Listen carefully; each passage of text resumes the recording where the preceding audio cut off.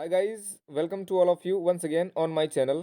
आज कक्षा 10 वालों के लिए जो बहुत महत्वपूर्ण प्रश्न हैं हमारे पास, जो 20 क्वेश्चंस आपके बोर्ड परीक्षा में पूछे जाते हैं, ये कितनी तरह से पूछे जा सकते हैं और इसमें जो हमने क्वेश्चन सम्मिलित किए हैं पेपर में, ये लास्ट ईयर ज़्यादातर पूछे जाने वाले क्वेश्चन हैं और कहाँ से कितने प्रकार से क्वेश्चन बनाए जा सकते हैं, इस पर इन सभी बिंदुओं पर हम लोग चर्चा करेंगे, साथ में क्वेश्चन को सॉल्व करेंगे। तो पहला क्वेश्चन हमारा है, वो देखते हैं। फोकस दूरी और वक्रता त्रिज्या में संबंध क्या होता है? तो सभी को पता है, फोकस दूरी और वक्रता त्रिज्या में संबंध, ये बी का ऑप्शन सही हो जाएगा, ये होता है, क्योंकि एफ बराबर आर अपान 2 होता है।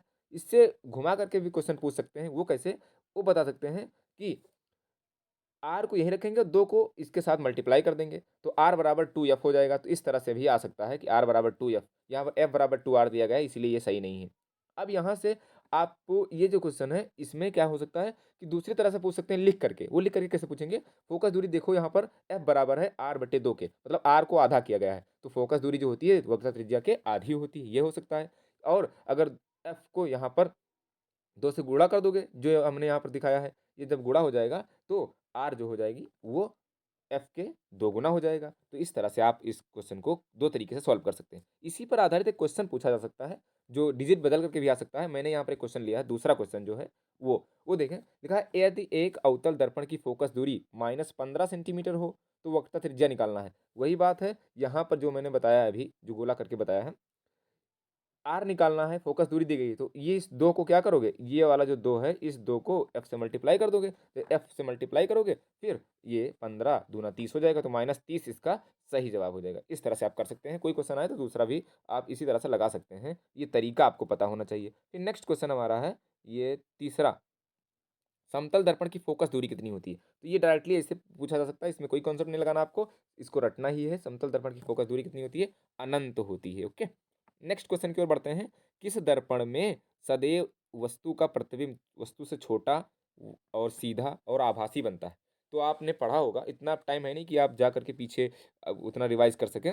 अब सिर्फ आपको यही देखना है। तो जो अवतल दर्पण होता है, इसमें हमेशा प्रतिबिंब सामने बनता है और वास्तविक बनता है, और वस्तु से बड़ा बनता है और बराबर भी बनता है, कुछ स्थिति में छोटा बनता है। लेकिन जो उत्तल दर्पण होता है, हमेशा छोटा बनेगा, सीधा बनेगा और दर्पण से पीछे बनेगा। तो ये ऑप्शन नंबर इसका ए सही हो जाएगा, उत्तल दर्पण। फिर पांचवा क्वेश्चन जो हमारा है, वो है, एक उत्तल दर्पण, उसकी फोकस दूरी दी गई है 50 सेंटीमीटर, लेंस की क्षमता निकालना है। तो इससे भी क्वेश्चन आ सकता है कि क्षमता और फोकस दूरी में क्या संबंध होता है। तो क्षमता जो होती है वो होती है पी।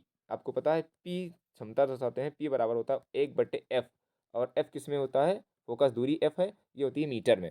तो इस तरह से आप इस क्वेश्चन को लगाएंगे, तो जो 50 सेंटीमीटर है इसको मीटर में बदल लेंगे, तो 0.5 आ जाएगा। फिर उसको 0.5 फिर इसको जब आप सॉल्व करेंगे तो 2 डायोप्टर आ जाएगा, क्योंकि क्षमता कभी-कभी पूछ सकता है क्षमता का मात्रक क्या है? तो क्षमता का मात्रक होता है डायोप्टर, तो 2 डायोप्टर आ जाएगा प्लस। प्लस का 2 डायोप्टर क्यों? क्योंकि उत्तल लेंस है। ओके? तो आप इस तरह से कर सकते हैं। फिर नेक्स्ट क्वेश्चन है 6 नंबर, कि जो प्रतिबिंब है वो कहाँ बनता है? मानव नेत्र में प्रतिबिंब कहाँ पर बनता है? तो प्रतिबिंब कहाँ पे बनता है?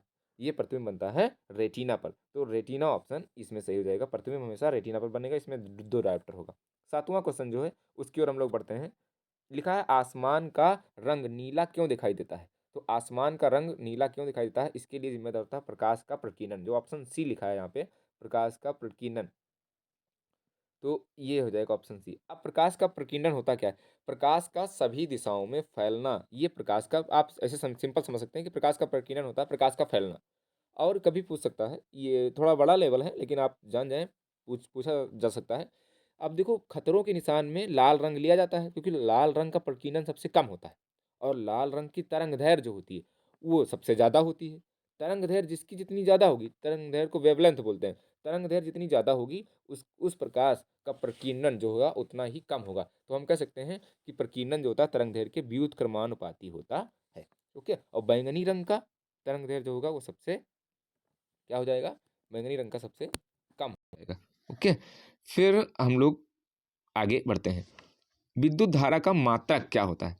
तो विद्युत धारा का जो मात्रक है वो होता है हमारा वाट, ओम, वोल्ट या एम्पियर। तो विद्युत धारा का मात्रक जो होता है वो एम्पियर हो जाएगा। अब आप बाकी ऑप्शन पर विचार करें, तो इससे एक क्वेश्चन पूछा ही जाना है, ये तो पक्का है।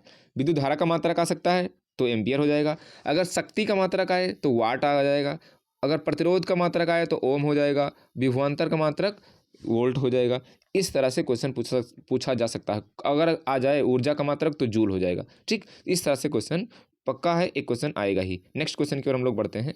वो क्वेश्चन हमारा है, एक अश्वशक्ति बराबर होती है। तो अश्वशक्ति किसके बराबर होती है? इसको हार्स पावर कहते हैं। ये 746 वाट के बराबर होती है। रुक जाओ भाई, यहाँ पे ये 746 वाट। ओके, फिर हम लोग नेक्स्ट क्वेश्चन की ओर बढ़ते हैं। हीटर का जो तार होता है किसका बना होता है? तो हीटर का तार जो होगा वो तांबे का बना होता है, नाइक्रोम का बना होता है, लोहे का बना होता है, या तो पीतल का बना होता है। तो इस जो हीटर का तार है वो बना होता है नाइक्रोम का। तो ये नाइक्रोम हो जाएगा सही ऑप्शन। अब नाइक्रोम क्या है? नाइक्रोम एक प्रकार की मिश्र धातु होती है, मतलब दो धातुओं को मिलाकर बनता है। कैसे इसका नाम नाइक्रोम पड़ा? क्योंकि इसमें मिली होती है Ni निकिल, और प्लस इसमें होता है Cr यानी क्रोमियम। तो निकिल और क्रोमियम से नाई और Cr से क्रो, तो नाइक्रोम इससे बना। निकिल और क्रोमियम को मिला करके नाइक्रोम, ये इसका नाम है। ओके, नेक्स्ट क्वेश्चन की ओर हम लोग बढ़ते हैं और देखते हैं आगे। क्वेश्चन नंबर 11 है, विद्युत ऊर्जा किसके बराबर होती है, यानी किसके तुल्य है, यानी उसका सूत्र अगर निकालना है तो विद्युत ऊर्जा का सूत्र कौन सा है? तो विद्युत ऊर्जा का सूत्र जो होता है वो होता है आपका VIT, यानी W बराबर, विद्युत ऊर्जा को W से लिखेंगे, W बराबर VIT भी होता है, W बराबर I² RT भी होता है, और V² और T/R भी होता है। तो ये सारे क्वेश्चन जो हैं वो सारे ऑप्शन हैं वो सही हैं। अब देखो यहाँ पर V गायब हो गया है दूसरे ऑप्शन से, इसमें से। तो V जब गायब हो गया इसका मतलब V का मान रखा गया है। V का मान क्या होता है? V बराबर IR होता है। तो I एक पहले से है और I आ जाएगा, दूसरा वाला तो I² हो जाएगा, और जो R है वो R भी आ गया, T तो पहले से है। तो ओम के नियम का यहाँ पर यूज किया गया है। फिर कौन सा चुंबकीय क्षेत्र का मात्रक नहीं है? तो चुंबकीय क्षेत्र का आपको मात्रक बताना है जो नहीं है इसमें। तो चुंबकीय क्षेत्र का मात्रक कौन सा नहीं है? Weber per metre square, tesla, या गॉस, या न्यूटन पर एम्पियर स्क्वायर। तो जो लास्ट वाला है न्यूटन पर एम्पियर स्क्वायर, ये क्या है? ये विद्युत जो चुंबकीय क्षेत्र होता है उसका मात्रक नहीं है। बाकी ये तीनों हैं। फिर हम लोग बढ़ते हैं, जो गॉस है ये CGS पद्धति का मात्रक होता है। एक MKS पद्धति होती है, एक CGS पद्धति होती है। तो ये इस तरह से क्वेश्चन यहाँ पर डी सही हो जाएगा, डी नहीं है, और ये बाकी तीनों हैं, तो ये डी हो जाएगा। फिर है चुंबकीय क्षेत्र की तीव्रता का मात्रक, यानी जहाँ पर जितना ज़्यादा चुंबकीय क्षेत्र होगा, जितना ही ज़्यादा चुंबकीय क्षेत्र होगा उतनी ज़्यादा वहाँ पर तीव्रता होगी, तो उसका मात्रक इससे सेम होता है। तो यहाँ पर एक मात्रक और होता है जो हमने उस ऑप्शन में नहीं लिया है, यहाँ पर ये न्यूटन एम्पियर मीटर, ये जो है क्वेश्चन नंबर बी, ये तो मूव कर रहा है यहाँ पर। क्वेश्चन नंबर बी जो है ये भी मात्रक होता है चुंबकीय क्षेत्र की तीव्रता का। तो ये चुंबकीय क्षेत्र और चुंबकीय क्षेत्र की तीव्रता ये दोनों सेम ही होते हैं, एक दूसरे के प्रोपोर्शनल होते हैं, क्योंकि चुंबकीय क्षेत्र जितना होगा उतनी ज़्यादा चुंबकीय क्षेत्र की तीव्रता होगी। तो दोनों एक ही बात है। तो इस तरह से आप ये सारे चारों याद रखेंगे, क्योंकि इससे आपके क्वेश्चन आ सकते हैं। फ्यूज तार होता है, तो फ्यूज तार आप जानते हैं घरों में शॉर्ट सर्किट से, जब कभी कभी शॉर्ट सर्किट हो जाती है, उससे यंत्रों को, जो घरेलू यंत्र होते हैं उसको बचाने के लिए घरों के बाहर एक फ्यूज तार लगाया जाता है, जिससे जो अंदर घर के अंदर के उपकरण हैं वो जलने से बच जाएं। तो आपको पता है कि जो धारा चल रही है उसके मार्ग में अगर रुकावट आएगी, तो धारा, जैसे मान लो आप जा रहे हो, आपके मार्ग में रुकावट आएगी तो आप रुक जाओगे। वैसे धारा जा रही है तो धारा चलेगी, तो उसके मार्ग में रुकावट होगी, धारा रुक जाएगी। पानी जा रहा है, पानी बह रहा है, इसे समझो, पानी से ज़्यादा समझ में आएगा, क्योंकि पानी आ रहा है, और जहाँ पर पानी की रुकावट आएगी तो पानी में रुकावट आई तो पानी रुक जाएगा, वहाँ पानी ज़्यादा हो जाएगा, फिर वो बांध को तोड़ने की कोशिश करेगा। उसी तरह से धारा होती है, तो धारा क्या होगी, अगर प्रतिरोध ज़्यादा है, उच्च प्रतिरोध है, तब क्या होगा कि धारा का मान वहाँ पे ज़्यादा हो जाएगा, और गलनांक कम है तार का, तो तार तुरंत गल के टूट जाएगा। तो इस तरह से उच्च प्रतिरोध और निम्न गलनांक, सी ऑप्शन सही हो जाएगा। ये होता है, यानी प्रतिरोध जो होगा वो उच्च होगा और गलनांक निम्न होगा, जिससे उतनी ज़्यादा घर में बिजली अंदर नहीं जा पाएगी। टीवी और जितने कूलर फ्रिज वगैरह होते हैं वो जलने से बच जाएंगे। फिर नेक्स्ट क्वेश्चन है, डायनमो जो है वो किस ऊर्जा का किस में रूपांतरण करता है? तो डायनमो जो है वो यंत्र होता है, एक यांत्रिक ऊर्जा, उससे आप जनरेटर जानते हैं, उसको चलाते हैं तो बिजली उत्पन्न होती है। तो यहाँ से यांत्रिक ऊर्जा को विद्युत ऊर्जा में वो चेंज करता है। तो ये ऑप्शन हो जाएगा। यहीं से ऑप्शन आ सकता है एक कि जो विद्युत मोटर होता है वो, तो उसका उल्टा हो जाएगा, विद्युत मोटर विद्युत ऊर्जा को यांत्रिक ऊर्जा में बदलता है, उससे पंखा उंखा चलने लगता है, ये यंत्र होता है, टीवी हो गए, ये सब। फिर 16 नंबर है, जल को जीवाणु रहित बनाने के लिए किसका उपयोग किया जाता है? आपको पता है जल को जीवाणु रहित करने के लिए विरंजक चूर्ण जो होता है इसका यूज करते हैं। विरंजक चूर्ण जो है, विरंजक का मतलब होता है किसी चीज़ का रंग उड़ाना, तो रंग उड़ाने में भी इसका यूज किया जाता है। ऊन का, चीनी उद्योग में भी इसका उपयोग किया जाता है, चीनी को साफ वाफ करने में। तो और जल को कीटाणु रहित बनाने के लिए भी इसका यूज किया जाता है। हम लोग बढ़ते हैं नेक्स्ट क्वेश्चन की ओर, और हमारा नेक्स्ट क्वेश्चन जो है 17 है। ये पूछा जाता है निम्न में कौन सी गैस मार्स गैस है? तो मार्स गैस जो है वो C2H4 है या CH4 है या C2H6 है या C2H2 है? तो जो CH4 है ये इसे कहते हैं कौन सी गैस? Methane gas. और मीथेन गैस को मार्स गैस भी कहते हैं। मार्स माने होता है दलदल, और फिर इसे डंप गैस भी कहते हैं, और इसका IUPAC जो नाम है वो मीथेन है। और हम लोग बढ़ते हैं नेक्स्ट क्वेश्चन की ओर। अब कभी कभी पूछ लेता है कि मीथेन की जो संरचना होती है वो कैसी होती है? तो आपको याद रखना समचतुष्फलकीय संरचना होती है, ये भी ऑप्शन में आ सकता है। Li का विकर्ण संबंध किससे होता है? तो आपको पता है Li का परमाणु क्रमांक यानी लिथियम का परमाणु क्रमांक 3 होता है। तो 3 हो गया, और फिर बेरिलियम का 4 होता है, और 5 होता है बोरान का। इनका संबंध होता है 12, 13 और 14 से। 12, 13, 14 क्या है? 12 से होता है मैग्नीशियम, 13 पे होता है एल्यूमिनियम, 14 पे होता है सिलिकॉन। तो Li का संबंध हो जाएगा मैग्नीशियम से, Li का Mg से, ये हो जाएगा सही। और अगर चौथे नंबर वाला होता बेरिलियम तो उसका हो जाता है एल्यूमिनियम से, क्योंकि 13 पे है। बोरान का सिलिकॉन से हो जाता है 14 से है। ठीक, क्योंकि इसके गुण मिलते हैं, ये आप Li विकर्ण में पढ़े होंगे, इसका इस वजह से इसका हो जाएगा। फिर नेक्स्ट क्वेश्चन की ओर बढ़ते हैं। हमारा नेक्स्ट क्वेश्चन है क्षार धातुएं कौन सी हैं? तो धातुओं के कुछ ग्रुप हैं, इसमें बताना है क्षार धातुएं कौन है। तो पहला है लिथियम, सोडियम और पोटेशियम। ये आपको पहले ही मिल जाएंगी, इसे कहते हैं क्षार धातुएं। तो यही ऑप्शन इसका आपका सही हो जाएगा। क्षार धातुएं कौन सी हैं? ये तीनों क्षार धातुएं होती हैं, पहले ग्रुप की धातुएं हैं S ब्लॉक की। फिर दूसरा है बेरिलियम, मैग्नीशियम और कैल्शियम, इन्हें मृदा क्षारीय धातु बोलते हैं, तो आप याद रखेंगे ये है मृदा क्षारीय धातु। फिर क्रोमियम है और स्कैंडियम है और लोहा है Fe, ये होती हैं संक्रमण धातुएं। ये D ब्लॉक की धातुएं जो होती हैं संक्रमण धातुएं कहलाती हैं, तो इनको आप याद रखेंगे संक्रमण धातुओं से। और ये AS यानी आर्सेनिक और बिस्मिथ और एंटीमनी जो है, सॉरी एंटीमनी नहीं, सिलिकॉन जो है, ये बिस्मिथ और आर्सेनिक, और ये Sb जो है एंटीमनी है, आर्सेनिक है AS, और सिलिकॉन जो है वो है आपका Si। अब ये क्या है? ये होती हैं उपधातुएं, मतलब धातु और अधातु दोनों के गुण पाए जाते हैं इसमें। इनको गर्म करोगे इनकी चालकता बढ़ जाती है। अधातुओं को में चालकता होती नहीं है, लेकिन धातुओं को गर्म करोगे तो उसकी चालकता घट जाएगी और इनकी चालकता बढ़ जाएगी। फिर हम लोग नीचे आते हैं और देखते हैं नेक्स्ट क्वेश्चन 20वां है, कौन सी धातु ठंडे जल से क्रिया कर लेती है? तो दो धातुएं मोस्ट फेमस हैं जो ज़्यादा सक्रिय होती हैं, पोटेशियम और सोडियम। तो सोडियम इसमें ऑप्शन में है, तो ये किससे क्रिया कर लेगी? ठंडे जल के साथ में। तो आप इसका ऑप्शन ये लगा सकते हैं सोडियम। और एल्युमिनियम जो है और मैग्नीशियम और ये थोड़ा सा कम सक्रिय है, इनकी तुलना में ये सामान्य ताप पर क्रिया नहीं करती। लोहा तो बहुत दिन तक पड़ा रहेगा पानी में या फिर नमी के साथ में हवा पाएगा तब जाकर के इस पर जंग लगेगा, तो उतना सक्रिय नहीं होता जितना कि कौन सी? सोडियम और पोटेशियम होती है। ओके, फिर का शुद्ध जल का pH मान कितना होता है? pH मान आप लोग सबको पता है, लेकिन मैंने क्वेश्चन इसलिए लिया है क्योंकि इससे आप कन्फ्यूज़न में ना आए, क्योंकि दूसरे क्वेश्चन भी इससे बन सकते हैं। तो शुद्ध जल, जिससे अशुद्ध जल भी कहते हैं, इसका pH मान होता है 7, तो ये 7 pH मान हो जाएगा। pH मान जिसका 7 होगा वो विलयन उदासीन होगा, 7 से कम होगा तो अम्लीय होगा, 7 से ज़्यादा होगा तो विलयन क्षारीय होगा। ये आपको याद रखना है। और कभी कभी रक्त का pH मान पूछ लेता है, या रक्त किस प्रकृति का होता है, क्योंकि ये बायो में आपको मिलेगा ब्लड वाले लेसन में। तो रक्त जो होता है वो क्षारीय प्रकृति का होता है, उसका होता है 7.4। ओके, यूरिन का पूछ लेता है। मूत्र जो होता है, मूत्र अम्लीय प्रकृति होता है क्योंकि उसमें यूरिक अम्ल होता है, तो उसका भी 7 से कम हो जाएगा। फिर हम लोग पढ़ेंगे प्रकाश संश्लेषण जो क्रिया होती है उसमें O2 कहाँ से मिलती है, क्योंकि ऑक्सीजन गैस मिलती है, और पर्यावरण प्रदूषण को सबसे ज़्यादा कम करने के लिए प्रकाश संश्लेषण जो है वो इम्पॉर्टेंट होता है। अगर ये ज़्यादा से ज़्यादा, इसीलिए कहते हैं पेड़ लगाए जाएँ। और आपको पता है महासागरों में एक पौधा पाया जाता है फाइटोप्लैंक्टन, और वो सबसे ज़्यादा लगभग पृथ्वी का 90% उससे होता है फोटोसाइंथेसिस यानी प्रकाश संश्लेषण। तो पेड़ पौधे उसकी आगे बहुत कम है, फिर भी हम लोग पर्यावरण के संतुलन को बनाने के लिए पेड़ पौधे लगाना जरूरी है। तो ये होता है जो आपको O2 मिलेगा। O2 मिलता है हाइड्रोजन और जो ऑक्सीजन का कॉम्बिनेशन होता है जल, उससे। तो जल से आपको मिल जाएगा, तो यहाँ पे आप ऑप्शन सही हो जाएगा H2O। यहाँ पर दोनों लिखा है तो दोनों से नहीं, कार्बन डाइऑक्साइड से नहीं मिलता है, सिर्फ मिलता है किससे, ऑक्सीजन से, सॉरी जल से ऑक्सीजन मिलती है। पितरस जिसका pH मान 7.7 होता है, ये क्षारीय प्रकृति का होता है। इसका निर्माण कहाँ होता है, तो इसका निर्माण होता है यकृत में, लिखा है पित्ताशय में। पित्ताशय में मतलब पितरस इकट्ठा होता है, जिसे गाल ब्लैडर कहते हैं।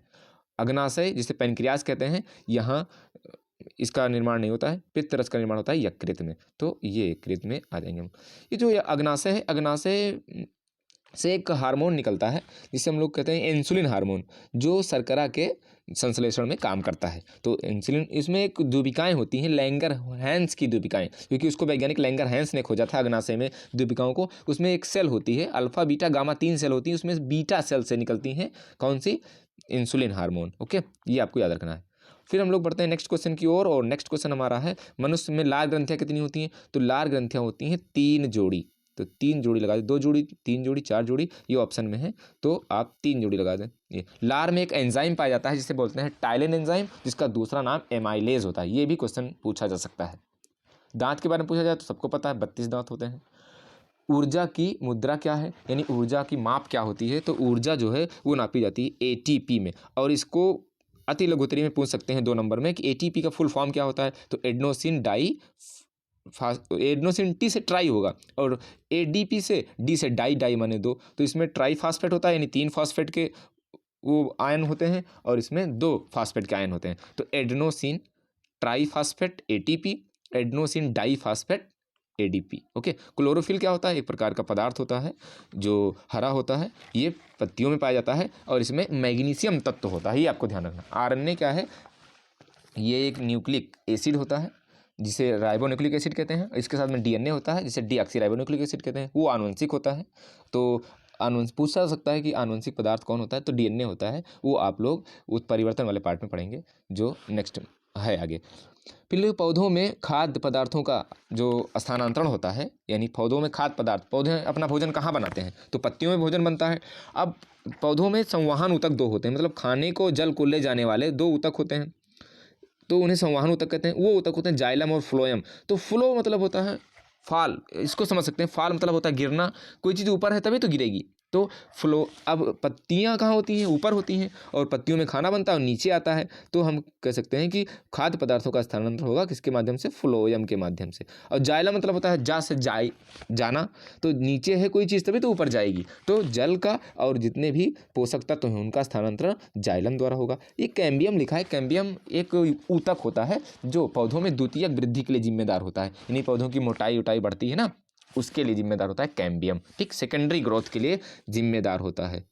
फिर नेक्स्ट क्वेश्चन है, यकृत संश्लेषित करता है, तो यकृत क्या संश्लेषित करता है, यूरिया को या अमोनिया को या शर्करा या प्रोटीन। तो यकृत जो है वो यूरिया को संश्लेषित करता है। आपके शरीर में हानिकारक पदार्थ होता है अमोनिया, अमोनिया ज़्यादा हानिकारक है, यूरिया कम है, तो अमोनिया को यूरिया में बदल देता है यकृत। और फिर यकृत एक उत्सर्जी अंग का काम करता है, और फिर यूरिया शरीर के बाहर हो जाती है, क्योंकि कम हानिकारक है, अगर अमोनिया रहे तो शरीर को नुकसान हो जाएगा। ओके, तो ये कॉन्सेप्ट आपके समझ में आया होगा, ये हो जाएगा कौन सा, यूरिया। तो यूरिया का संश्लेषण करेगा, वैसे प्रोटीन का भी संश्लेषण करता है यकृत। और विटामिन के जो होता है उसका भी संश्लेषण कौन करता है, यकृत करता है। तो कोई भी क्वेश्चन पूछा जाए यकृत से, आप बता सकते हैं। फिर नेक्स्ट क्वेश्चन है, वृत्त की संरचना जो इकाई है, वृत्त, वृक्क जो होता है, फिर यहाँ पर गलती हो गई है, मैंने वृत्त लिख दिया है, यहाँ पर वृक्क होना चाहिए, ये आप सही करने का होना चाहिए। वृक्क यानी किडनी जिसे कहते हैं, वृक्क, जो वृक्क की संरचना यानी जिससे मिलकर बना होता है, तो ये किससे मिलकर बना होता है, मूत्रवाहिनियों से, नेफ्रॉन से, या शुक्र जनन नलिका से, या इन सभी से। तो नेफ्रॉन जो होती है वो इनकी सबसे छोटी इकाई होती है, जैसे कि कोशिका जो होती है मानव शरीर की सबसे छोटी इकाई होती है उसे नेफ्रॉन। जैसे प्रोटीन की सबसे छोटी इकाई कौन सी होती है, तो प्रोटीन की सबसे छोटी इकाई होती है अमीनो एसिड्स। ओके, अब हम लोग पढ़ते हैं क्वेश्चन नंबर 29 क्वेश्चन है कि नर जनन में कौन सी ग्रंथि पाई जाती है, मतलब जो नर जनन के लिए जिम्मेदार होती है ग्रंथि, वो कौन सी होती है। एक श्वेत ग्रंथि जिसे पसीने ग्रंथि कहते हैं, तो ये नर मादा दोनों में होती है। एड्रिनल ग्रंथि ये होती है कहाँ पर, जो वृक्क होते हैं वृक्क के ऊपर लगी होती है। और फिर पीयूष ग्रंथि ये सब में होती है। और प्रोटेस्ट ग्रंथि होती है, प्रोस्टेट ग्रंथि ये पाई जाती है मनुष्य में। तो ये ऑप्शन सही हो जाएगा, प्रोस्टेट ग्रंथि। फिर हाइड्रा में किस प्रकार का लैंगिक जो हाइड्रा में किस प्रकार का अलैंगिक, क्योंकि हाइड्रा जो है वो अलैंगिक जनन करता है, किस प्रकार का अलैंगिक जनन होता है, तो ये मुकुलन है या पुनरुद्भवन है या विखंडन है या ए बी दोनों है। तो इसमें मुकुलन और पुनरुद्भवन दोनों होता है। पुनरुद्भवन आप जानते हैं जैसे छिपकली की पूंछ कट जाती है जिसे अंग्रेजी में रीजनरेशन कहते हैं, और फिर दोबारा उगाती है। अगर मानव के अंदर बात करें कौन से अंग में ये क्षमता होती है, तो यकृत जो होता है उसमें सबसे ज़्यादा, यकृत अगर कट जाएगा तो वो दोबारा अपने आप को उसी शेप में लाने के लिए सबसे ज़्यादा उसके अंदर क्या होती है, क्षमता होती है। तो पुनरुद्भवन सबसे ज़्यादा मनुष्य में पूछा जाए तो वो होता है किसमें, यकृत में, सबसे कम मस्तिष्क में, मानव के मस्तिष्क में होता है। फिर नेक्स्ट क्वेश्चन की ओर हम लोग बढ़ते हैं, वो है हमारा 31 नंबर। आनुवंशिकी के जनक कौन है? डार्विन है, ग्रेगर जॉन मेंडल हैं, ह्यूगो ड्यूब्रीज हैं या फिर लैमार्क हैं। तो ग्रेगर जॉन मेंडल जो हैं वो क्या हैं, आनुवंशिकी के जनक कहे जाते हैं। अब इससे क्वेश्चन एक और आ सकता है विकल्प में कि इन्होंने किस पौधे पर अपना प्रयोग किया था, तो मटर के पौधे पर प्रयोग किया था। अब एक क्वेश्चन आता है ह्यूगो ड्यूब्रीज के बारे में, ये किसके पिता हैं? तो क्वेश्चन आ सकता है ह्यूगो ड्यूब्रीज जो हैं, ये याद रखें आप, उत्परिवर्तन के पिता हैं, यानी उत्परिवर्तनवाद जो है उसके पिता ह्यूगो ड्यूब्रीज हैं, ये ध्यान रखना। फिर एक पूछा था मनुष्य में गुणसूत्रों की संख्या कितनी होती है, तो मनुष्य में गुणसूत्रों की संख्या जो होगी वो 23 जोड़ी, यहाँ पर 23 लिखा है, जोड़ी नहीं लिखा है, और यहाँ पर 23 जोड़ी मतलब 46, ये इस तरह से ये क्वेश्चन हो जाएगा। तो ये हमारे 32 क्वेश्चन थे। उसके बाद में हमने ये आपके लिए ये थोड़ा छोटा सा कॉन्सेप्ट लिया है, ये प्रोडक्ट टेबल का, जो प्रोडक्ट टेबल है आप इसको समझ सकते हैं, थोड़ा मैं छोटा कर दूँ। ये प्रोडक्ट टेबल है, यहाँ पर आप ये देख लें, ये जो H से लेकर के हीलियम, लिथियम और पोटेशियम है, ये सब क्षार धातुएं कहलाती हैं। ये S ब्लॉक है, क्षार धातुएं। ये दूसरा जो ग्रुप है ये मृदा क्षारीय धातु कहलाता है। और फिर ये पूरा स्कैंडियम से लेकर के यहाँ जिंक तक ये पूरे D ब्लॉक हैं, ये पूरा बीच वाला D ब्लॉक है जिसे हम लोग संक्रमण तत्व भी कहते हैं। ये इनके गुण जो होते हैं D ब्लॉक के, ये वाला P ब्लॉक है, P ब्लॉक से और F ब्लॉक के बीच के होते हैं क्योंकि इसके बीच में स्थित है। डी ब्लॉक के कभी कभी गुण पूछ लेता है कि आप इसकी विशेषताएं बताइए, तो डी ब्लॉक के तत्व जो होते हैं वो रंगीन यौगिक बनाते हैं, यौगिक बनेगा रंगीन बनेगा। जैसे आपको पता है CuSO4 इसका विलयन नीला होता है। अगर आप इसमें डाल देंगे लोहे की कील तो लोहा जो होता है Fe जो होगा वो कॉपर ज़्यादा सक्रिय होता है और इसको विस्थापित कर देगा, तो कॉपर अलग हो जाएगा और बन जाएगा FeSO4। क्या बन जाएगा? ये बनेगा फिर जा करके FeSO4, ये प्लस नहीं मिल जाएगा प्लस आकर के इसमें, तो ये फिर जो बनेगा ये इसका विलयन का रंग हो जाता है हरा होता है, तो ये हरा हो जाएगा। तो ये इस तरह से कलर चेंज हो जाता है इसका। तो ये कैसे रंगीन यौगिक बनाने का काम करते हैं। फिर दूसरा एक हो सकता है ये मिश्र धातु बनाते हैं, जैसे इससे आपने पढ़ा, पीतल पढ़ा है, कांसा पढ़ा है और क्रोमियम जो मैंने बताया है वो। एक और इसके उपयोग होते हैं डी ब्लॉक के कि ये एक विशेषता मुख्य है इनकी, ये प्रतिवर्ती संयोजकता दर्शाते हैं, मतलब इनकी संयोजकता फिक्स नहीं होती है। इनकी 1 2 3 4 मैग्नीज जो है Mn की जो संयोजकता होती है वो +1 से लेकर के +7 तक होती है। जो ऑक्सीकरण संख्या या आपकी संयोजकता समझ सकते हैं ये होती है +7। वैसे तो ऑक्सीकरण संख्या और संयोजकता में अंतर होता है, आप आगे क्लास 11th और 12th में पढ़ेंगे। और फिर इसके और विशेष आवर्त सारणी के बारे में पूछा जाता है कि जो उत्प्रेरक के रूप में कौन से तत्व यूज होते हैं, तो डी ब्लॉक के तत्व उत्प्रेरक के रूप में भी यूज किए जाते हैं। ओके, अब पी ब्लॉक में आ जाए तो ये जो तत्व हैं ये यहाँ पर F, और हम इसको एक पेन सेलेक्ट करते हैं FCl, और ये क्लोरीन ब्रोमीन आयोडीन, तो ये जो हैं ये हाइलोजन कहलाते हैं। अब ये पूछ लिया जाता है कि जो तत्व हैं, यहाँ से एक क्वेश्चन बन सकता है कि जितने भी ये तत्व मिलेंगे आपको, ये इनकी विद्युत धनात्मकता और ऋणात्मकता के ऊपर कि कौन सा धनात्मक होता है कौन सा ऋणात्मक होता है। तो आप यहाँ पर एक पॉइंट याद रखें कि अगर आप ये जो हमारा इस तरफ से चलेंगे लेफ़्ट टू राइट अगर जाओगे तो विद्युत ऋणात्मकता बढ़ेगी, तो धनात्मकता जाहिर सी बात है घटेगी। तो क्या बढ़ेगा? इधर निगेटिविटी बढ़ेगी, ये निगेटिव पॉइंट बढ़ेगा। और ऊपर से नीचे आओगे तो निगेटिव घटेगा यानी पॉजिटिव बढ़ जाएगा। ठीक, मतलब धन विद्युतीय गुण बढ़ेगा। धन विद्युतीय गुण बढ़ने का मतलब है इलेक्ट्रॉन त्यागने की क्षमता बढ़ जाएगी। ओके, तो इस तरह से आप यहाँ पर इसको समझ सकते हैं। नीचे आने पर घनत्व बढ़ेगा, ये भी हो सकता है, घनत्व बढ़ता है। और नीचे आने पर किसी जो पदार्थ है उसका परमाणु आकार भी बढ़ता है। जितना इतना आकार, जैसे जैसे परमाणु क्रमांक बढ़ता जाएगा, नीचे आने पर डायरेक्टली बढ़ती हैं कक्षाएं तो परमाणु क्रमांक बढ़ेगा, तो जाहिर सी बात है आकार बढ़ेगा। ठीक, तो ये हमारा कुछ कॉन्सेप्ट था। इस पर हम लोग मिलते हैं साइंस के एनालिसिस के साथ नेक्स्ट वीडियो में। तब तक के लिए thank you for joining us, और आप लोग के लिए बेस्ट ऑफ लक हमारी तरफ से।